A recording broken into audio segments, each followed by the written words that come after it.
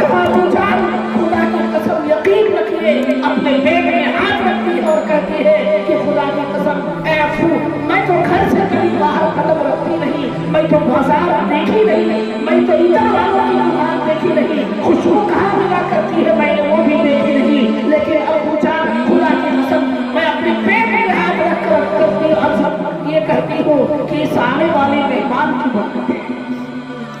لقد من الله على المؤمنين إذ بعث فيهم رسولا من أنفسهم يتلو عليهم آياته ويزكيهم ويعلمهم الكتاب والحكمة وإن كانوا من قبل لفي ضلال مبين.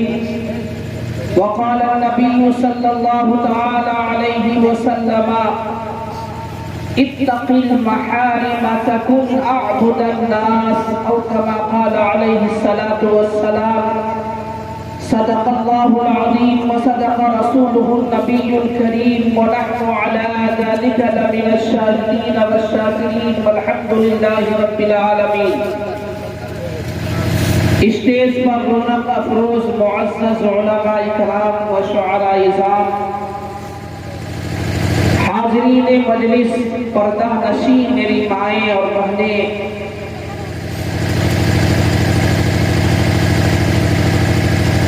آج کی یہ مجلس اور آج کا یہ پروگرام جس مقصد کے لیے سجایا رچایا بسایا گیا ہے آپ حضرات بخوبی واقف ہے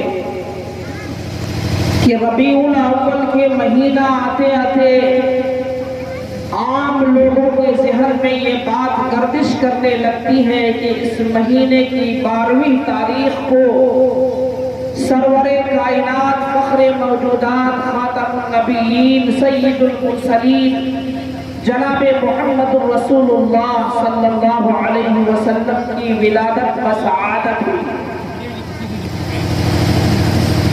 چونکہ تفصیلی گفتگو کرنے کا وقت نہیں ہے، بس اصل بیان اور اصل خطاب تو ہمارے بزرگ مولانا ابوالکلام آزاد صاحب دامت برکاتہ العالیہ کا ہوگا. میں صرف 15-20 منٹ کے اندر اپنی بات ختم کرنا چاہتا، چونکہ یہاں سے پھر ایک جگہ دوسری پروگرام میں مجھے جانا ہے.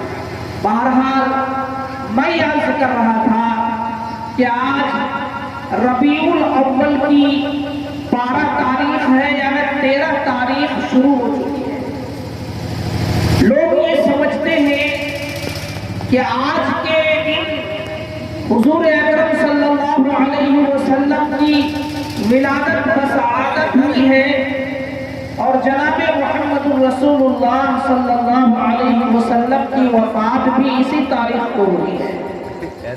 بہت سی جگہوں میں دیکھا گیا کہ آج کے دن لوگ خصوصاً ہماری نوجوان نسلیں جو دین سے شریعت سے علماء سے مکتب سے مدارس سے دور ہے، آج کے دن نعوذ باللہ نعیاذ باللہ وہ حضور پاک علیہ السلام کے برتھڈے مناتے ہیں. میں نے دیکھا کہ وہ باضابطہ جس طرح اپنے بچوں کے برتھڈے کا طریقہ اپناتا ہے اور جتنی مشغولیت کے ساتھ اپنے بچوں کی برتھڈے وہ مناتا ہے، اسی طریقے پر اسی نہج پر اسی انداز میں وہ کیک کاٹتا ہے. پھر اس کیک کے اوپر سرور کائنات محمد رسول اللہ صلی اللہ علیہ وسلم کا نام لکھا جاتا ہے اور پھر اس کو کاٹ کر بانٹ کر مسلم محلوں میں تقسیم کیا جاتا ہے. علماء نے لکھا ہے یہ چیز سراسر حرام اور ناجائز.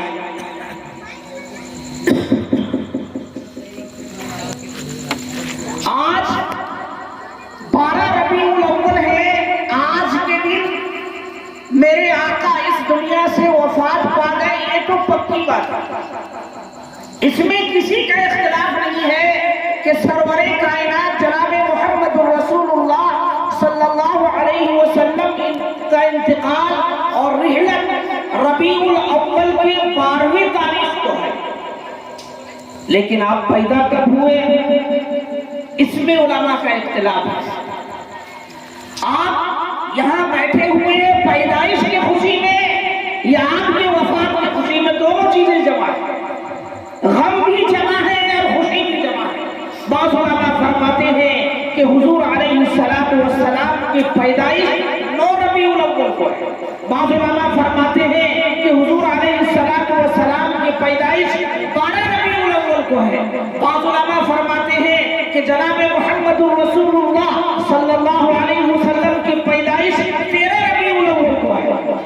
تو آپ کی وفات میں علماء کا اتفاق ہے کہ آپ کا انتقال 12 ربیع الاول کو ہوا ہے، لیکن آپ کی پیدائش میں، آپ کی ولادت و سعادت میں علماء کا اختلاف ہے۔ بہرحال نوجوانوں نے، جن نوجوانوں نے یہ مجلس کا انعقاد کیا ہے، میں انہیں دل کی گہرائیوں سے، اور جن حضرات نے اپنے جسمانی اعتبار سے، مالی اعتبار سے اس مجلس کو سجایا، رچایا اور بسایا ہے، ان کو دل کی گہرائیوں سے مبارکباد پیش کرتا ہوں۔ کم سے کم ہمارے نوجوان نسلوں کے دلوں میں اس مجلس کو سجانے کا ایک جوش تو پیدا ہوا۔ آہستہ آہستہ انشاءاللہ یہ عمل، یہ جوش آپ کے عملی میدان میں تبدیل۔ بہرحال میں عرض کر رہا تھا کہ جناب محمد رسول اللہ صلی اللہ علیہ وسلم کی پیدائش علماء کے اختلاف کے مطابق 3 اقوال ہیں آپ علیہ السلام کے پیدائش کے متعلق، لیکن ہم اپنے نسلوں کو، اپنے بچوں کو حضور علیہ السلام کی زندگی کے حالات ایک دن میں نہیں بتا سکتے۔ آپ کی زندگی کے مختلف پہلو ہیں، آپ کی پیدائش کی زمانے کا پہلو، آپ کی پیدائش کا پہلو، آپ کے بچپن کا پہلو، آپ کی جوانی کا پہلو، آپ کی نبوت کے دور کا پہلو، آپ کی غزوات کے پہلو، یعنی مختلف پہلو ہیں۔ ان پہلوات میں سے کس پہلو اور کس عنوان پر بیان کیا جائے، لیکن ہمارا آپ کا اخلاقی، دینی اور ملی فریضہ ہے کہ ہمارا بچہ جب بلوغت کے قریب ہو جائے، جب بالغ ہو جائے، تو اس کو نبی علیہ السلام کی پوری سیرت اور پورا ہسٹری اس کو معلوم ہونا چاہیے۔ آج ہمارا بچہ بولنے کے جب لائق ہو جائے، جب اس کی زبانوں پر، جب وہ اپنی زبان سے نبی محترم کے نام لینے کے قابل ہو جائے، تو بچہ مدرسے اور مکتب کے بجائے اسکول اور یونیورسٹیوں میں اس کا داخلہ ہوتا ہے۔ یہی وجہ ہے کہ آج ان میں سے جتنے نوجوان ہیں، اگر میں ان سے پوچھ لوں کہ حضور علیہ السلام کے دادا کا کیا نام ہے، تو نہیں بتا پاتے، اور کہتے ہیں ہم مسلمان، ہم تو مسلمان ہیں۔ کیسے مسلمان؟ تمہارے مسلمان ہونے کی دلیل ہے کہ تم جس نبی کی اتباع کرتے ہو، جس نبی کی امت ہونے کا دعویٰ ٹھوکتے ہو، اس نبی کی دادا کا نام تمہیں یاد نہیں۔ جس نبی کی امت ہونے کا تجھے فخر ہے، اس نبی کے ماں کا نام تمہیں یاد نہیں، اس نبی کے باپ کا نام تمہیں یاد نہیں۔ ہم کیسے مسلمان ہیں؟ ہمارا اخلاقی اور دینی اور ملی فریضہ ہے کہ سب سے پہلے ہم اپنے بچوں کو نبی کی سیرت سے آگاہ کریں۔ ابھی پیپر میں ایک خبر آئی تھی، 4 سال 6 سال کی ایک بچی ہے، ہمارے پڑوسی ملک پاکستان کی رہنے والی اس بچی نے 3 مہینے کے اندر پورے قرآن کو حفظ اپنے سینے میں بسایا۔ تو میں یہ عرض کرنا چاہتا کہ نبی کی سیرت اور ان کی سیرت کے عنوان سے مکتب میں، مدرسوں میں، اگر آپ کے یہاں مکتب چلتا ہے تو مکتب کے اندر نبی کی سیرت کے متعلق ایک کتابچہ آتی ہے، اس کتابچہ کو آپ اپنے نصاب میں داخل کر کے بچوں کو پڑھائیں، ورنہ وہ دور نہیں کہ آپ کے بچوں کے عقائد پر غیروں کا حملہ ہوگا، آپ کے بچوں کے عقائد پر غیروں کا اور نہ جانے اغیار کا حملہ ہوگا۔ آج ایک بچے سے پوچھئے کہ دنیا کا سب سے مشہور کرکٹر کون ہے، وہ فوراً بتائے گا۔ ایک بچے سے پوچھئے کہ دنیا کا سب سے مشہور ہیرو کون ہے، وہ سب سے پہلے بتائے گا۔ لیکن اسی بچے سے پوچھئے کہ میرا بیٹا اے میرا بیٹا تجھے بتا تو جس نبی کی امت ہے اس نبی کے ماں کا نام کیا ہے؟ یہ ہمارا اور آپ کا ایک والدین کی ذمہ داری ہے کہ اپنے بچوں کے قلوب میں، ان کے نسوں میں، ان کے رگوں میں، ان کے خون کے قطروں میں، ان کے دلوں میں علماء کی عظمت، قرآن کی عظمت، نبی کی سنت کی عظمت، نماز کی اہمیت، زکوٰۃ کی اہمیت، علماء کی اہمیت، بڑوں کی عزت، ماں کا وقار اور باپ کی عزت، یہ تعلیم ایک باپ کی ذمہ داری ہے۔ تو میں عرض کر رہا تھا کہ جناب محمد رسول اللہ صلی اللہ علیہ وسلم کے زندگی کے حالات کے کس پہلو کو بیان کروں؟ آپ کا بچپن بیان کروں یا آپ کی جوانی بیان کروں یا آپ کی نبوت بیان کروں یا آپ کی شادی کے حالات بیان کروں یا آپ کے اس دنیا میں آنے سے پہلے کے حالات بیان کروں؟ مختصر وقت میں صرف اتنا کہنا چاہتا ہوں، یہ نوجوان نسلیں جنہوں نے اس پروگرام کا بیڑا اٹھایا ہے، صرف ایک کام کر لو کہ آپ اپنے مسجد کے اندر مکتب چلتا ہوگا، اس مکتب کے نظام کو کسی عالم سے، کسی علماء سے مل کر آپ اپنے مکتب کے نظام کو درست کیجیے۔ اگر مستقبل میں اپنا ایمان اگر محفوظ کرنا چاہتے ہو، اپنے بچوں کے نسوں میں اگر ایمان دیکھنا چاہتے ہو، اپنے بچوں کے چہروں پر، ان کی آنکھوں میں، ان کے پیروں میں، ان کے ہاتھوں میں، ان کے حیا میں، ان کی زندگیوں میں، ان کی شادیوں میں، ان کے کردار میں، ان کے اخلاق میں اگر آپ ایمان دیکھنا چاہتے ہیں، سب سے پہلے اپنے مکتب کی پڑھائی کو مضبوط کرو۔ باضابطہ ارے امام صاحب کی ذمہ داری نہیں ہے، ایک مکتب کے اندر ایک عالم رکھو، ایک حافظ رکھو، ایک قاری رکھو اور اس کا ایک نصاب متعین کرو اور اس نصاب کے مطابق ان کو تنخواہیں دیجیے اور کم سے کم 2 گھنٹے 2.5 گھنٹے وقت لے کر مستقل اپنے بچوں کے عقیدے کو بچائیے۔ تو حالات ہندوستان میں ایسے پیدا ہو رہے ہیں کہ اگر آپ کو بتا دوں تو آپ کے پیر زمین تلے ہو جائیں۔ اس لیے آپ مختلف جگہوں میں میں نے دیکھا، کرناٹک کے بنگلور کی شہروں میں بھی گیا، میں نے دیکھا مکاتب کا نظام، مکتب کا نظام چاہے مدرسے میں ہو چاہے مسجد میں ہو، بڑا ٹھوس ہے۔ چھوٹے چھوٹے بچے ہیں، اگر کھڑا ہو کر ان سے پوچھئے گا کہ نبی علیہ السلام کی کتنی بیویاں ہیں، فوراً وہ بچہ اٹھ کر آپ کو بتائے۔ میں نے دیکھا، معائنہ کیا، مشاہدہ کیا۔ اس لیے میرے بھائیوں، میرے نوجوانوں، یہ ذمہ داری آپ اپنے کندھوں پر لو۔ اسلام کی بقا صرف جلسے قائم کرنے سے، 12 وفات منانے سے، 12 ربیع الاول کی ایک پروگرام کر دینے سے یہ آپ کی نجات کا ذریعہ نہیں بن جاتا۔ کم سے کم آپ اپنے نسلوں کی، آپ اپنے بچوں کے مستقبل کی فکر پیدا کیجئے۔ 12 نوجوان، 20 نوجوان کھڑے ہو جائیں اور یہ عہد کریں، یہ طے کریں کہ انشاءاللہ ایک مستقل پڑھانے والا ہمارے مسجد میں، ہمارے مکتب میں ہونا چاہیے، جن کو ہم 20 نوجوان مل کر انشاءاللہ تنخواہیں دیں گے اور ہمارے بچوں کے عقیدے اور ہمارے بچوں کے عقائد کو سدھاریں گے۔ یہ سب سے بڑی اس امت کے نوجوانوں کی ذمہ داری ہے۔ تو میں عرض کر رہا تھا کہ جناب محمد رسول اللہ صلی اللہ علیہ وسلم کے بچپن کے حالات کو بیان کیا جائے یا آپ کی پیدائش کے وقت سے پہلے کے حالات بیان کیا جائے۔ حضرت آمنہ فرماتی ہے کہ جب نبی علیہ السلام میرے پیٹ میں، آپ علیہ السلام جب میرے پیٹ میں رہنے لگے تو جب آپ 6 مہینے کے ہو گئے، حضرت آمنہ فرماتی ہے کہ جہاں جہاں میں چلا کرتی تھی، جس جس جگہ میں جاتی تھی، وہاں درخت مجھے سایہ کرتا تھا۔ حضرت آمنہ فرماتی ہے کہ جس جگہ میں تھوک دیتی تھی اس تھوک سے خوشبو آیا کرتی تھی۔ حضرت آمنہ فرماتی ہے 9 مہینے کے اندر جب محمد رسول اللہ صلی اللہ علیہ وسلم میرے پیٹ کے اندر 8ویں مہینے کے اندر فرمایا کہ میرے بدن سے، میرے پیٹ سے ایک عجیب و غریب کی خوشبو آنے لگی۔ ان کے دادا حضرت آمنہ کے سسر نے کہا کہ آمنہ کا کیا بات ہے؟ ابو طالب، ابو عبد المطلب حضور پاک علیہ السلام सलाम के दादा अब्दुल मुत्तलिब जब मक्का के गलियों में, मक्का के शहरों में घूमने लगे तो लोगों ने कहा कि ऐ अब्दुल मुत्तलिब का क्या बात है? आपके घर में एक बेवा बहू आमना रहती है। कहाँ रहती है?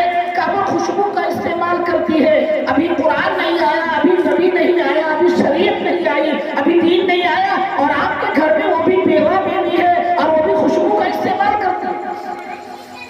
अब्दुल मुत्तलिब के पैरों से जमीन खिसक गई और दिमाग में करंट सा लगा। घर आया और अपनी बीवी को बुलाकर कहने लगा कि इधर आओ, आप आमना से ये तो पूछ लो कि बेटी आमना इधर क्यों लगाती है, खुशबू क्यों इस्तेमाल करती है? सास यानी अब्दुल मुत्तलिब की बीवी अर्ज करती है कि आप आमना से पूछ लीजिए, मैं आमना को पूछने की मुझे हिम्मत नहीं होती।